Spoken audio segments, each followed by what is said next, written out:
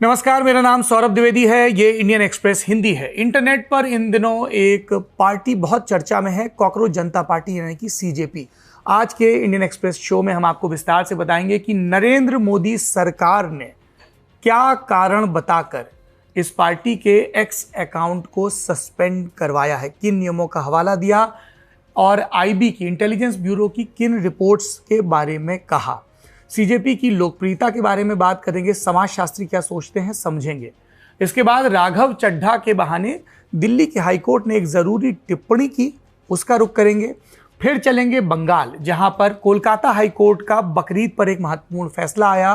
गाय भैंस की कुर्बानी पर जो रोक लगी, इस्लाम में यह अनिवार्य है या नहीं, इसके बारे में टिप्पणी आई, उसके बारे में आपको बताएंगे।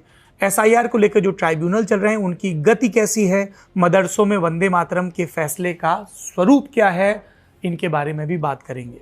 और फिर एबोला वायरस की आपको जानकारी देंगे। इन सब से इतर उस बात की बात जिसकी हमें और आपको सबसे ज़्यादा फिक्र है, हमारी आपकी अर्थव्यवस्था, देश की अर्थव्यवस्था।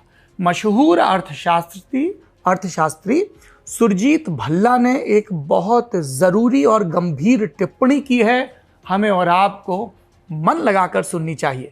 तो आइए शुरू करते हैं इंडियन एक्सप्रेस हिंदी का ये शो। इंटरनेट की दुनिया में एक नई पार्टी पैदा हुई है, नाम है कॉकरोच जनता पार्टी यानी कि सीजेपी।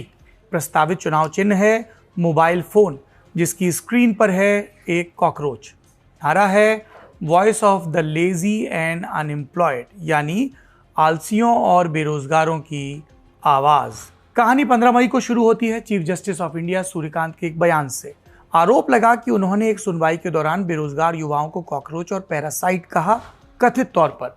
हालांकि अगले ही दिन 16 मई को सीजीआई ने सफाई दी और कहा कि मुझे ये पढ़कर पीड़ा हुई कि मीडिया के एक वर्ग ने कल एक मामले की सुनवाई के दौरान मेरी मौखिक टिप्पणियों को गलत तरीके से उद्धृत किया। मैंने विशेष रूप से उन लोगों की आलोचना की थी जिन्होंने फर्जी और जाली डिग्रियों की मदद से लीगल पेशों में प्रवेश किया। ये कहना पूरी तरह निराधार है कि मैंने देश के युवाओं की आलोचना की। ये कहना अतिशयोक्ति नहीं होगी कि भारतीय युवाओं के मन में मेरे लिए गहरा सम्मान है और मैं भी उन्हें विकसित भारत का स्तंभ मानता हूं। पर इंटरनेट पर तब तक रायता फैल चुका था। इंस्टाग्राम और एक्स पर आउटरीच फटने लगा था, मीम्स और रील्स की बाढ़ आ चुकी थी। फिर 16 मई को एक हैंडल वायरल हुआ, कॉकरोच जनता पार्टी। इसी नाम से वेबसाइट भी बनी। सिर्फ 5 दिन में इस अकाउंट ने करीब 1.5 करोड़ यानी 15 मिलियन से ज्यादा फॉलोअर्स जुटा लिए। इसने बीजेपी की इंस्टाग्राम फैन फॉलोइंग को भी काफी पीछे छोड़ दिया। फिलहाल ये एक इंटरनेट मूवमेंट में तब्दील हो चुका है। इसके पीछे नाम आया अभिजीत दिपके का। अमेरिका की बॉस्टन यूनिवर्सिटी के छात्र, पॉलिटिकल कम्युनिकेशन की बैकग्राउंड, पहले आम आदमी पार्टी के साथ जुड़े रहे थे। महुआ मोइत्रा, कीर्ति आजाद और अखिलेश यादव जैसे बड़े नेताओं ने भी इस पर अपनी प्रतिक्रिया दी। मोइत्रा ने सीजेपी के एक पोस्ट पर रिप्लाई करते हुए लिखा कि मैं भी सीजेपी में शामिल होना चाहती हूँ, एंटी नेशनल पार्टी की कार्ड धारक सदस्य होने के अलावा। अखिलेश यादव ने 20 मई को भाजपा पर तंज कसते हुए पोस्ट किया, बीजेपी बनाम सीजेपी। ड्रामा और बढ़ा। आज 21 मई को सीजेपी का एक्स अकाउंट सस्पेंड हो गया। पहले अकाउंट भारत में प्रतिबंधित हुआ, फिर कुछ घंटों बाद सस्पेंड ही हो गया। इसके बाद कॉकरोच इज बैक के नाम से एक नया अकाउंट भी बना और कुछ ही घंटों में एक्स पर इसके 44,000 से ज्यादा फॉलोइंग हो गई। यानी जनता की दिलचस्पी है। अकाउंट सस्पेंड क्यों हुआ, हम आपको बताते हैं। इंडियन एक्सप्रेस के सौम्येंद्र बारीक और शौकत कुमार बोस की रिपोर्ट में इसकी वजह बताई गई। इसके मुताबिक केंद्र सरकार ने एक्स से ऐसा करने को कहा और इसकी सिफारिश इंटेलिजेंस ब्यूरो की तरफ से आई। ब्यूरो के मुताबिक ये अकाउंट देश की सुरक्षा के लिए खतरा पैदा कर रहा था। इस आधार पर आईटी मंत्रालय ने एक्स के पास इंफॉर्मेशन टेक्नोलॉजी एक्ट की धारा 69 के तहत आदेश भेजा। आईबी ने मंत्रालय को बताया कि सीजेपी के हैंडल पर पोस्ट हो रहा कंटेंट भड़काऊ है, देश की सुरक्षा खतरे में पड़ सकती है। इससे इतर सीजेपी पर पत्रकार विवेक सुरेंद्रन का एक लेख भी आया। वो क्या लिखते हैं, जेनजी गुस्से से ज्यादा थकी हुई जनरेशन है। इसने तमाम आदर्शों को भरभराते हुए देखा है, इसलिए इस आंदोलन की भाषा प्रोटेस्ट नहीं मीम है, क्योंकि आयरनी अब मजाक नहीं सर्वाइवल मैकेनिज्म बन चुकी है। आज के भारत में शर्म एक राजनीतिक भावना बन चुकी है। बेरोजगारी की शर्म, 30 की उम्र में घर लौटाने की शर्म, स्कूल के दोस्तों से कम कमाने की शर्म और तय समय पर सेटल न हो पाने की शर्म। कॉकरोच जनता पार्टी ने इस अपमान को बखूबी समझा, इसीलिए वो इतनी तेजी से फैली। नई पीढ़ी का विरोध नारों में नहीं, मीम्स में दिखा। इंटरनेट का हास्य भी अक्सर सामूहिक बेचैनी से पैदा होता है, लेकिन राजनीतिक दल इस संकेत को समझ नहीं पा रहे। वे मीम्स को मार्केटिंग समझते हैं, जबकि वो भावनात्मक संकेत है। कई बार समाज का सबसे गंभीर राजनीतिक मूड कॉमेडी का मुखौटा पहनकर सामने आता है। ये थी सीजेपी से जुड़ी खबर। आपको क्या लगता है, आईबी ने जो कहा, इंफॉर्मेशन मिनिस्ट्री ने जो कहा, नरेंद्र मोदी सरकार, भारत सरकार ने जो फैसला लिया, उससे आपकी कितनी सहमति असहमति है कमेंट बॉक्स में ज़रूर बताएं। जेनजी की बात कर रहा है सीजेपी। जेनजी के कथित नेता हुआ करते थे, मतलब नेता अभी भी हैं, जेनजी के नेता हैं या नहीं ये आप तय करिए। नाम है राघव चड्ढा। पहले आम आदमी पार्टी के नेता थे, अब बीजेपी के नेता हैं। हाल ही में सीजेपी से जुड़े लोगों ने उनकी आलोचना करते हुए एक वीडियो भी बनाया था। बात चड्ढा की हो रही है तो उनसे जुड़ा एक लीगल अपडेट आपको देते हैं। दिल्ली हाई कोर्ट में 21 मई को राघव चड्ढा की याचिका पर सुनवाई हुई। चड्ढा जो अब भाजपा के नेता हैं, उन्होंने कोर्ट से कहा कि उनकी पर्सनैलिटी राइट्स की रक्षा की जाए, यानी उनका नाम, चेहरा, आवाज़, फोटो या छवि बिना इजाज़त गलत तरीके से इस्तेमाल ना हो। मामला दरअसल कुछ पोस्ट से जुड़ा है सोशल मीडिया पर। इनमें आरोप लगाया गया कि राघव चड्ढा ने पैसे के लिए खुद को बेच दिया। ये पोस्ट उनके पार्टी बदलने के बाद आई। 24 अप्रैल को उन्होंने आम आदमी पार्टी छोड़ी। 6 अन्य आप राज्यसभा सांसदों के साथ भाजपा में शामिल हो गए।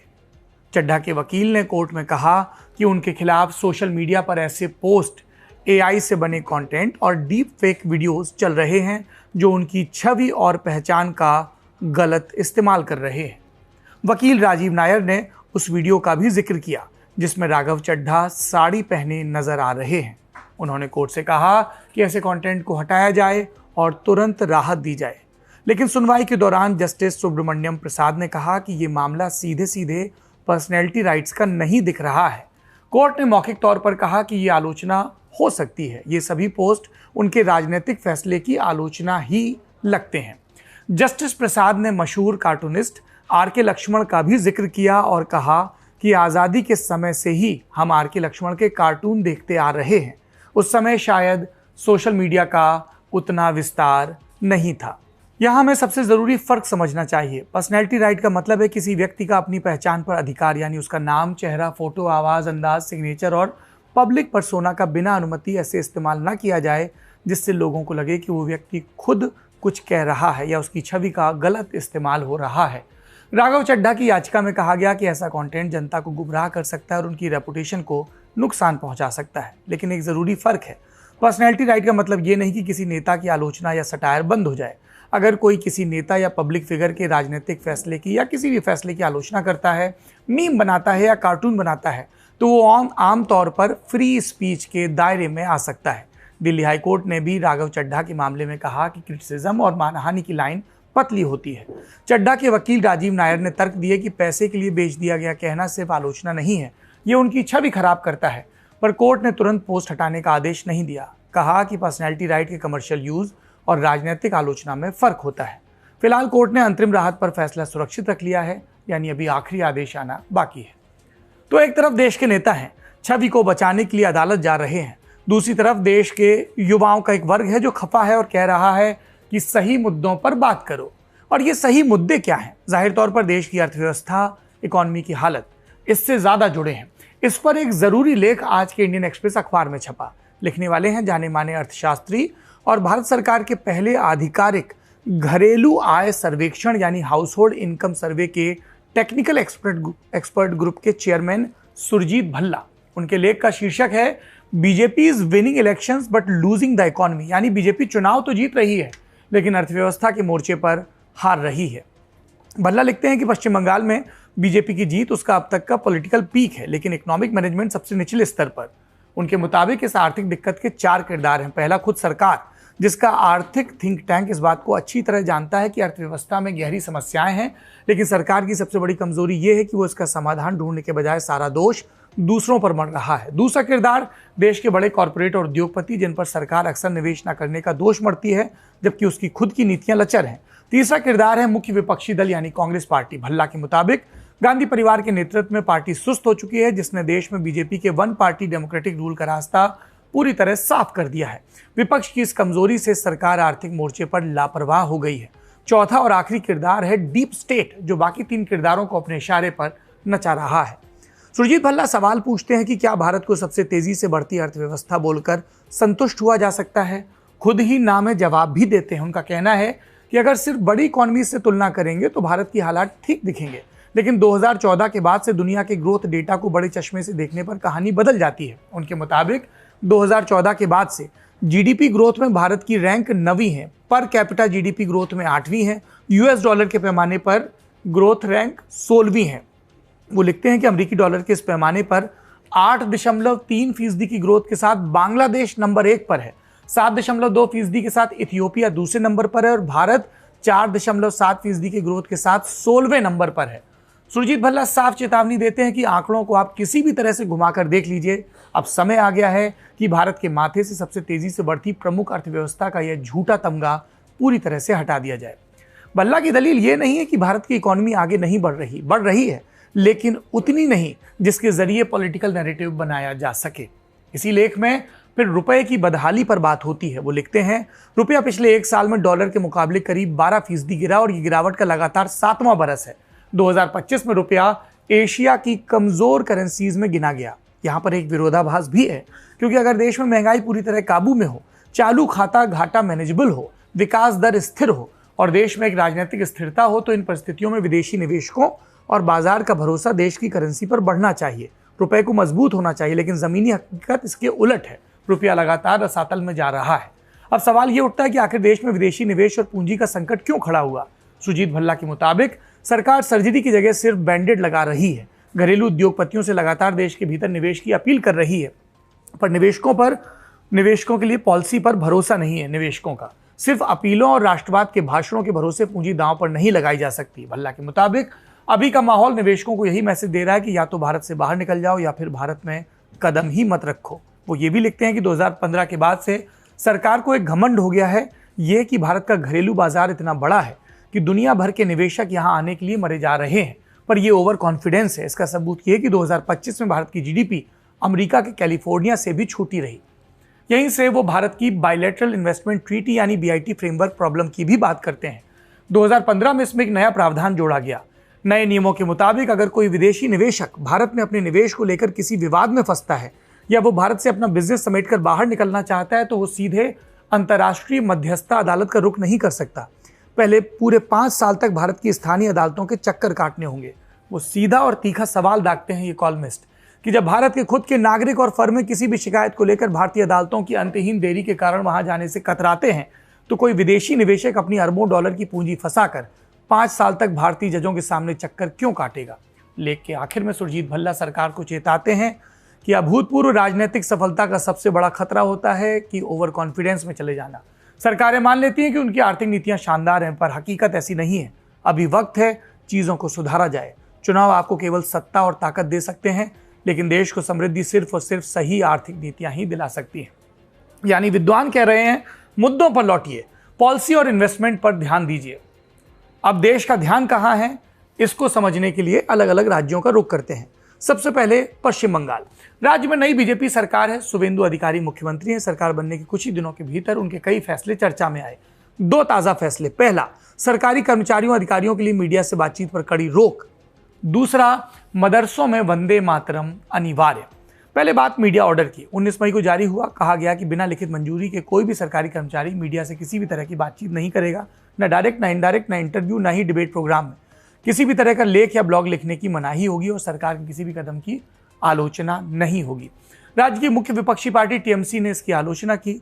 पार्टी महासचिव डायमंड हार्बर से सांसद अभिषेक बनर्जी बोले, लोकतंत्र का गला घोटने की कोशिश है। दरअसल हर सरकार के कंडक्ट रूल्स होते हैं। मसलन सिविल सर्वेंट्स राजनीतिक गतिविधियों का हिस्सा नहीं हो सकते, गोपनीय दस्तावेज लीक नहीं कर सकते। हालांकि विवाद तब होता है जब नियम फैला दिए जाएं। मसलन अगर कोई कर्मचारी किसी भ्रष्टाचार पर बोलना चाहे, किसी पॉलिसी के लागू होने में हुई समस्या साझा करना चाहे, स्थानीय मुद्दे पर बात रखनी हो, तो क्या सभी चीज़ों के लिए मंजूरी लेनी होगी? ये विपक्ष का सवाल है। अब दूसरे आदेश का रुख करते हैं। शुभेंदु अधिकारी ने राज्य के मदरसा बोर्ड से मान्यता प्राप्त सभी तरह के मदरसे, चाहे वो सरकारी हो, चाहे सरकारी एड प्राप्त हो या मान्यता प्राप्त, उनमें सुबह की प्रार्थना से पहले राष्ट्रीय गीत वंदे मातरम अनिवार्य कर दिया है। यह आदेश उन मदरसों पर भी लागू होगा जिन्हें सीधे सरकार चलाती है, जैसा मैंने कहा, या संचालन के लिए पैसे मिलते हैं। इनसे इतर शिशु शिक्षा केंद्रों, माध्यमिक शिक्षा केंद्र और राज्य बोर्ड से मान्यता प्राप्त मदरसों पर भी आदेश लागू होगा। सरकार कह रही है कि उसे यूनिफॉर्मिटी चाहिए, लेकिन कंट्रोवर्सी यहाँ पर भी वही है, यानी आदेश को लागू करने की और उसके बनिस्बत धार्मिक आज़ादी की। वंदे मातरम को लेकर ये डिबेट नई नहीं है। बताया जा रहा है कि इस आदेश के खिलाफ कई ग्रुप अदालत का रुख कर सकते हैं। आलोचना जो लोग विरोध करते हैं उनकी तरफ से ये आती है कि इसमें मूर्ति पूजा की बात कही गई है, जो इस्लाम समेत कई धर्मों में मान्य नहीं है। सुवेंदु सरकार की बात हो रही है तो एक और अपडेट, कलकत्ता हाई कोर्ट ने सुवेंदु सरकार के 13 मई के उस आदेश पर रोक लगाने से मना कर दिया जिसमें बकरीद के मौके पर गाय, बैल, बछड़े और भैंस के वध पर सख्त नियम लागू किए गए थे। चीफ जस्टिस सुजॉय पॉल और जस्टिस पार्थ सारथी सेन की बेंच ने कहा कि सरकार का नोटिस हाईकोर्ट के पहले के आदेशों के अनुरूप है। दरअसल सुवेंदु सरकार ने अपने नोटिस में कहा था कि अनफिट होने के सर्टिफिकेट के बिना इन जानवरों की बलि नहीं दी जा सकती। साथ ही बलि केवल सरकार की तरफ से मंजूर किए गए बूचड़खानों में ही दी जा सकेगी। इस आदेश के खिलाफ याचिकाएं डाली गई थी। सुनवाई के बाद कोर्ट ने सरकार को अपने नोटिस में 2 और शर्तें जोड़ने को कहा। पहली, किसी भी सार्वजनिक स्थान पर बलि पर सख्त पाबंदी, और दूसरे में सुप्रीम कोर्ट के पुराने आदेश का हवाला जिसमें कहा गया कि गाय की कुर्बानी बकरीद और इस्लाम का अनिवार्य हिस्सा नहीं है। पश्चिम बंगाल से एक और खबर, हमारी रिपोर्टर दामिनी नाथ के मुताबिक पश्चिम बंगाल में एसआईआर आपत्तियों की निपटारा कर रहे ट्राइब्यूनल की स्पीड बहुत धीमी है। 19 में से 12 ट्राइब्यूनल 14 मई तक केवल 6,581 अपीलों का ही निपटारा कर पाए, जबकि कुल संख्या 24,98,000 से ज्यादा है। इन 6,581 अपीलों में से 4,043 अपीलें स्वीकार की गई, 1,267 खारिज की गई। और जानकारी दे रही हैं दामिनी। अब जैसा आप जानते हैं कि वेस्ट बंगाल में जो स्पेशल इंटेंसिव रिवीजन हुआ था वो किसी और स्टेट में वैसा नहीं हुआ था। वेस्ट बंगाल का प्रोसेस बिल्कुल ही यूनिक था। उसमें सुप्रीम कोर्ट के ऑर्डर्स के बाद में एक नई मैकेनिज्म बनी थी जिसमें जजेस जो हैं, जुडिशियल ऑफिसर्स, उन्होंने 60 लाख केसेस डिसाइड किए। उन्होंने डिसाइड किया कि ये 60 लाख लोग वोटर्स रह सकते हैं या डिलीट हो जाएंगे। उसमें से 27 लाख नाम उन्होंने डिलीट कर दिए थे। सुप्रीम कोर्ट ने एक ऑर्डर दिया कि एक एपेलेट मैकेनिज्म होना चाहिए कि जो जिन लोग का नाम कटेगा उनको एक अपील का मौका मिलना चाहिए। तो वैसे 19 एपेलेट ट्राइब्यूनल्स बनी जो फॉर्मर जजेस हैं हाई कोर्ट के, रिटायर्ड चीफ जस्टिस एंड जजेस ऑफ हाई कोर्ट हैं। इनके पास 34 लाख अपील्स आई। ये अपील्स हैं जिनके नाम कटे हैं, और इसमें वो भी अपील्स हैं जो ईसीआई ने फाइल करी हैं अगेंस्ट इंक्लूजन्स। जैसे कि ईसीआई को लगता है कि अगर किसी का नाम नहीं होना चाहिए था लेकिन जुडिशियल ऑफिसर ने उसको अप्रूव कर दिया है, तो ईसीआई ने भी लैक्स ऑफ अपील्स फाइल करी हैं। तो टोटल 34 लाख अपील्स आई ये 19 फॉर्मर जजेस के पास। अब ये उनके पास ज्यादा टाइम था नहीं, इलेक्शंस बहुत पास में थे, तो ओनली 1600 और सो नेम्स उन्होंने क्लियर किए इलेक्शन से पहले, जिनका नाम वापस ऐड हो गया। बाकी जो 27 लाख नाम हैं वो अभी भी ऐसे मतलब एक लिम्बो में है। उनका स्टेटस अभी भी क्लियर नहीं है, बिकॉज वो अपील कर सकते हैं लेकिन अपील का कोई टाइम बाउंड मैकेनिज्म नहीं है। तो जैसे आज हमने एक रिपोर्ट करी है जिसमें हमको पता चला है कि अब तक ओनली अराउंड 6,000 अपील्स डिस्पोज हुई हैं बाय द जजेस, एंड उसमें से अराउंड 4,000 एक्सेप्ट हो गई है। तो बेसिकली जो बाकी लाखों लोग जो हैं उनका अपील का प्रोसेस अभी पेंडिंग है, और अभी कोई क्लैरिटी नहीं है कि कितना टाइम लगेगा उसको क्लियर करने के लिए। पॉलिटिक्स से अब पब्लिक हेल्थ का रुख करते हैं, क्योंकि इबोला खबरों में है। 17 मई को डब्ल्यूएचओ ने इसे पब्लिक हेल्थ इमरजेंसी घोषित किया। हालांकि एक्सपर्ट्स का कहना है कि यह पैंडेमिक इमरजेंसी नहीं है। 5 मई को डेमोक्रेटिक रिपब्लिक कांगो के इतूरी में इसकी पहली खबर मिली। 14 मई को सैंपल जांचे गए। 15 मई को 8 संक्रमण की पुष्टि। इसी दिन कांगो ने 17वीं बार इबोला संक्रमण के फैलने का आधिकारिक ऐलान भी किया। ताज़ा डेटा के मुताबिक अब तक इसके 600 से ज़्यादा संदिग्ध मामले आ चुके हैं। 139 मौतें हो चुकी हैं। भारत से भी अपडेट है। 28 से 31 मई के बीच होने वाली भारत अफ्रीका बैठक स्थगित कर दी गई। इसमें अफ्रीकी देशों के करीब 55 बड़े नेता और राष्ट्राध्यक्षों को शामिल होना है। केंद्रीय स्वास्थ्य मंत्रालय की तरफ से एडवाइजरी भी आई है। हवाई अड्डों और बंदरगाहों पर ज़्यादा जोखिम वाले देशों से आने वाले यात्रियों की स्क्रीनिंग होगी। कांगो, युगांडा, दक्षिण सूडान से आ रही यात्रियों की स्क्रीनिंग होगी।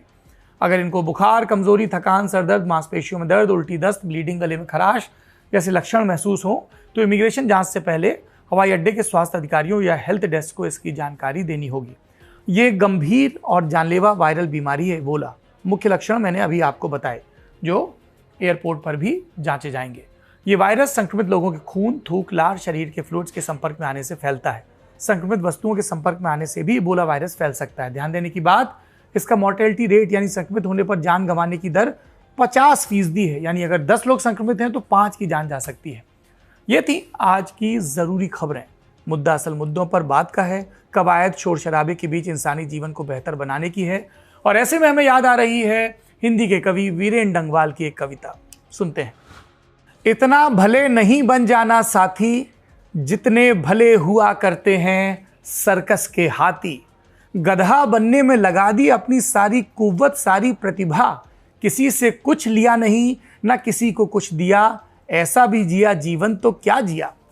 इतने दुर्गम मत बन जाना, संभव ही रह जाए ना तुम तक कोई राह बनाना। अपने ऊंचे सन्नाटे में सर धुनते रह गए, लेकिन किंचित भी जीवन का मर्म नहीं जाना। इतने चालू मत हो जाना, सुन सुनकर हरकतें तुम्हारी पड़े हमें शर्माना। बगल दबी हो बोतल मुंह में जनता का अफसाना, ऐसे घाघ नहीं हो जाना। ऐसे कटमुल्ले मत बनना, बात नहीं जो मन की तो बस तन जाना। दुनिया देख चुके हो यारों, एक नजर थोड़ा सा अपने जीवन पर भी मारो। पोथी पतरा ज्ञान कपट से बहुत बड़ा है मानव, कटमुल्लापन छोड़ो उस पर भी तो तनिक विचारो। काफी बुरा समय है साथी, गरज रहे हैं घन घमंड के नभ की फटती है छाती। अंधकार की सत्ता चिलबिल चिलबिल मानव जीवन, जिस पर बिजली रह रहे अपना चाबुक चमकाती। संस्कृति के दर्पण में ये जो शक्लें हैं मुस्काती, इनकी असल समझना साथी, अपनी समझ बदलना साथी। आप देख रहे हैं इंडियन एक्सप्रेस हिंदी। शुक्रिया।